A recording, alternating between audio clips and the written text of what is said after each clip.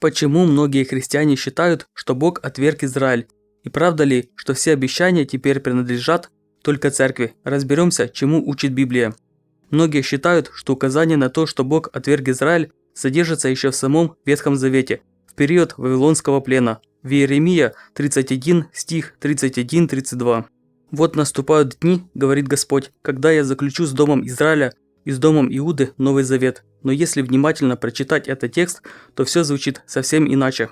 Здесь сказано, что Бог заключит договор именно с Израилем и Иудой, а не язычниками, то есть Он не заменил народ, а заменил завет с Моисеем, потому что народ его нарушил. Завет с Авраамом никуда не исчез, потому что он вечный, как указано в Писании.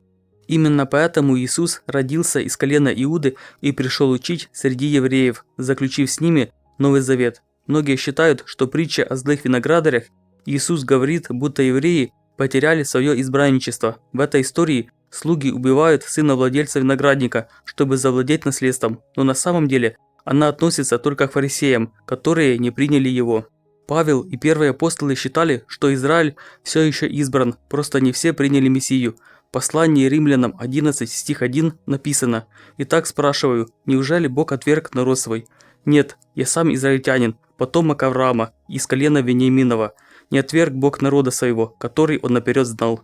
Апостол Павел далее поясняет, что язычники также могут участвовать в завете с Богом. Тех евреев, которые не приняли Мессию, Павел сравнивает с отпавшими ветвями культурной маслины. Римлянам 11, стих 17-24. При этом он предостерегает верующих язычников, не стоит гордиться тем, что они были привиты к маслине, и считать себя лучше тех, кто отпал. Эти ветви могут быть вновь привиты и дать еще больший плод. Против теологии замещения говорит и то, что в Новом Завете различают евреев и неевреев в христианской общине. В Деяниях апостолов, глава 15, неевреям не требуется делать обрезание, тогда как евреи и христиане продолжают соблюдать закон. Это показывает, что евреи и христиане сохраняли свои отличия. Таким образом, избранничество Израиля сохраняется и после прихода Иисуса, в том числе в связи с ожиданием второго пришествия. Подписывайтесь, пишите комментарии и ставьте лайки. Гностические христиане изначально не признавали евреев избранным народом, истинными избранными. Они считали только тех, кто получил гнозис, знание высшего Бога через Христа. Средней позицией между этими подходами стало богословие замещения Израиля церковью.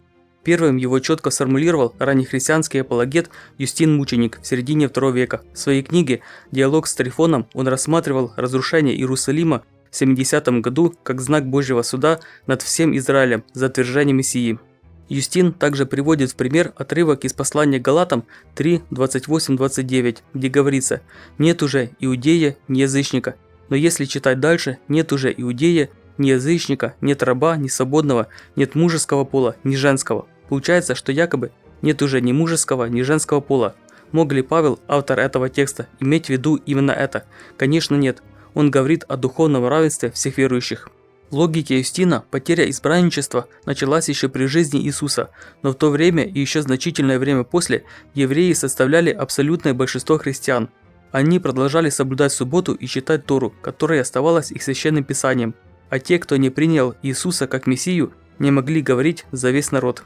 Но даже выдвинув такую теорию, Юстин проявлял терпимость к евреям-христианам.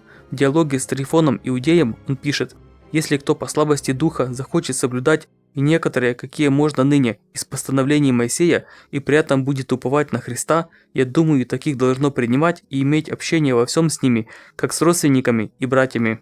В то же время, в середине II века, другой автор, Мелитон Сардский, в своем труде о Пасхе впервые утверждает, что евреи утратили свое избранничество из-за богоубийства, потому что распяли Христа. Тертуллиан в книге «Против иудеев» усиливает это обвинение, вводя идею коллективной ответственности. На это можно сказать, сам Иисус мог бы ответить словами: «Отче, прости им, ибо не ведают, что творят». Луки 23:34. Растущее число язычников в церкви способствовало утверждению богословия замещения Израиля. Эту идею продвигали многие богословы ранней церкви. При Константине Великом церковь надолго закрепила отказ от своих еврейских корней.